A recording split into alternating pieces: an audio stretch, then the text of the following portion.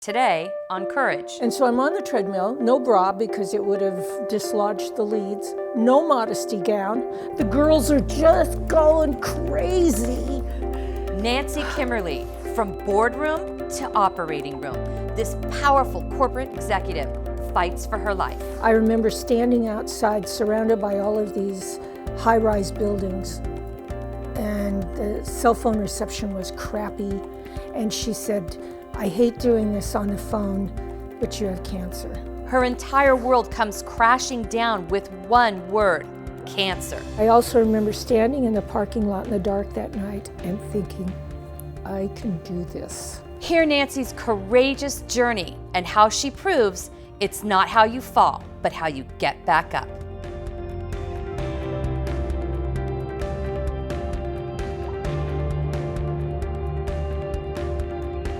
Hi, and welcome to the very first episode of Courage with me, Brenda Snow.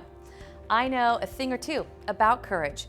Since 1993, I have been living with and fighting multiple sclerosis, and since then, I've met thousands of people with a variety of medical conditions who have redefined the very meaning of courage. So I'm excited to finally be sharing these powerful stories of hope, inspiration, and of course, courage with you. So let me start with breast cancer survivor, Nancy Kimerly. Nancy was a powerful corporate executive working her way up that ladder in a male-dominated environment. She was on that fast track, nothing could stop her. But Nancy's world came crashing down when the doctor called her and said, "You have breast cancer." What happened next is an incredible story of courage and strength. So let's take a look at Nancy Kimerly. People that know you, what adjectives would they use to describe you? Focused. I think that would come to mind. I would hope they would say that I am very dedicated to helping other people succeed. And my whole career has been around helping managers and employees do well, feel good about themselves, succeed. Mm-hmm. Did you ever feel there was a time that you could do that for other people, help them succeed? But then when you started on your cancer journey, which we'll talk about in a minute, did you ever feel that you were at a place where, I don't know if I have those tools, I've given those tools, I've taught those tools, but do I really have them inside of me? Did that ever cross your mind? Oh, absolutely. Especially when you've been diagnosed with something like cancer that you don't know very much about. Beyond being terrified, it's, can I do this? Do I have what it takes inside me to do this? And I remember I had been diagnosed, I had had my surgery, I hadn't seen the oncologist yet, and I went to a breast cancer support group. I needed to fill those days before my appointment with something that was productive. And in the group that night, I heard all of these women, some of them with very advanced stages, some of them who were kind of new on the journey like I was. And they shared their stories. They shared their good days, their bad days. There was so much laughter and hope in that room that night, and so much information that I came away feeling a bit overwhelmed because of the information. But I also remember standing in the parking lot in the dark that night and thinking, I can do this. What type of breast cancer do you have? I have HER2 positive breast cancer. I thought that was some feminist kind of thing. But HER2 positive breast cancer, estrogen positive breast cancer. Okay. And how many women are affected by the type of breast cancer that you had? About 25%. Okay. And tell me about your treatments. I mean, I know that you have to take more of a targeted therapy approach. Absolutely. Radiation, chemo.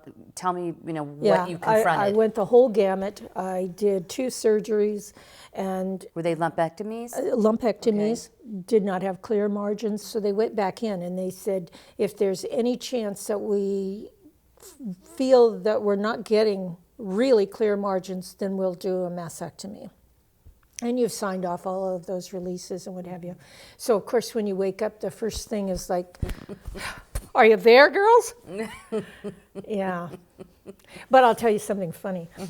when you get ready for a lumpectomy, they put in these wires and these they have hooks on them, and they put in dye markers so that the surgeon knows where to go.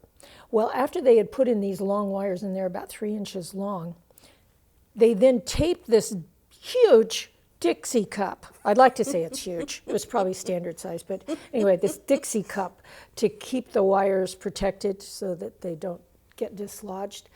And then in our facility, you had to walk, this walk of shame that went through this waiting room where there were these men, there were women, and you've got this enormous... Like Madonna. Like Madonna, yeah. God. So I've always wanted to decup, and there it was. Yeah, so I don't mean to trivialize cancer, but I think in my experience of the thousands of patients with all different kinds of diseases I've talked to over the years, the ones that seem to be a little bit more successful, at least mentally handling it, are the ones that can find a little bit of the humor. Well, cancer is so funny. Yeah. So tell me a little bit about what happened next. I mean, what next? Did you start chemotherapy, radiation? What did that next 18 months look like? I started with adriamycin, Cytoxan, and then Taxol, combined with Herceptin, which is specific to HER2 type of cancer. And thank God that I have cancer today in 2012, because before Herceptin, the prognosis for women with HER2 positive breast cancer was not very good. Yeah. I did Herceptin for a year.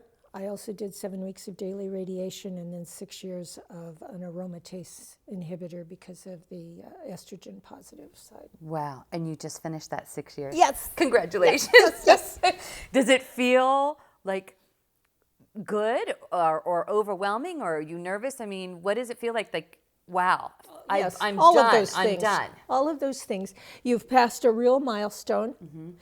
I don't know if, for me, having had cancer, I don't know that you ever get past the point where you will feel some fear every time you go to the oncologist, every time you have your mammogram, every time something goes wrong. For an instant or a little longer, you may think, oh my God, is it back? But does it consume you every day? Not at all. So you don't even think of it anymore? I think of it, but it does not consume me. It's part of who I am. I'm a cancer survivor, and the emphasis is on survivor and not cancer. What would be your best advice for not just women with breast cancer, but anybody that just hears that word, you have cancer? I mean, what would you tell them?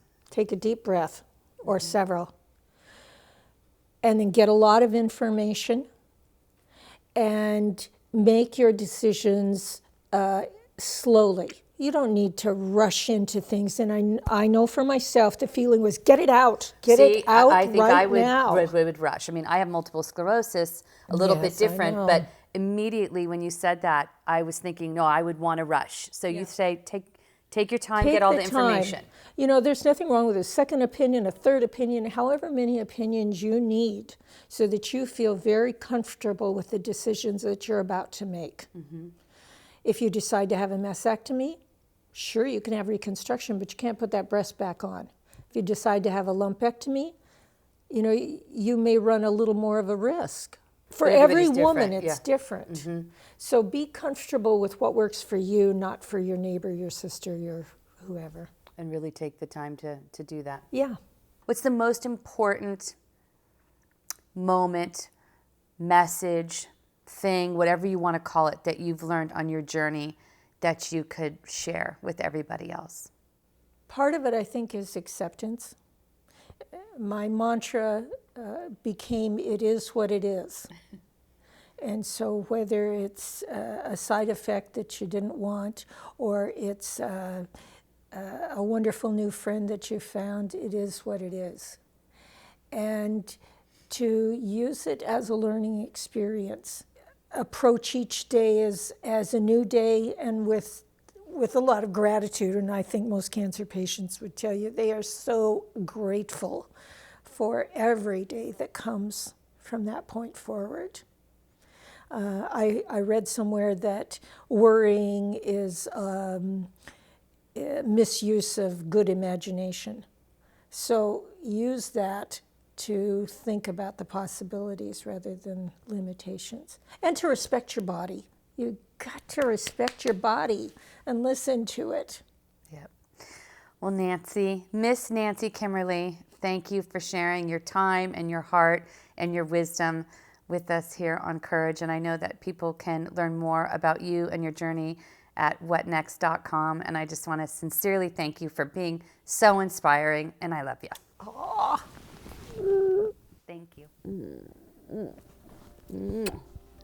Wow, I love Nancy. She has such a courageous story. I hope that you really enjoyed her too. And I'm excited for you to meet all of these courageous people. I know that you will be inspired and empowered. Every one of these people faced their challenges by not saying, why me? But instead, what next? And for those of you asking the same question, visit whatnext.com to get more firsthand insights from Nancy and thousands of other patients just like you. So I hope you enjoyed this episode of Courage. Come back again. We're looking forward to seeing you next time.